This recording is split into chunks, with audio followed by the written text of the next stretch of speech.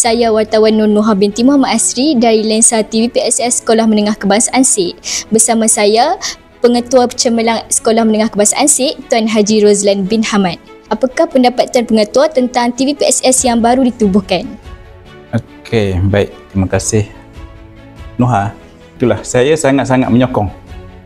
Sangat-sangat menyokong aktiviti yang baru ini dan saya minta supaya ramai yang berminat bidang ni masuklah. Okey. Mengapakah TV PSS penting untuk ditubuhkan di setiap sekolah? Untuk membolehkan anak-anak involve dalam aktiviti. Sebab minat anak-anak tak sama. Betul? Penting untuk anak-anak involve dalam aktiviti. Salah satu aktiviti baru yang boleh kita ceburi di sekolah. Itu penting. Terima kasih Tuan Pengetua kerana sudi meluangkan masa bersama kami dari unit TV PSS Sekolah Menengah Kebangsaan SIK. Okey, sama-sama.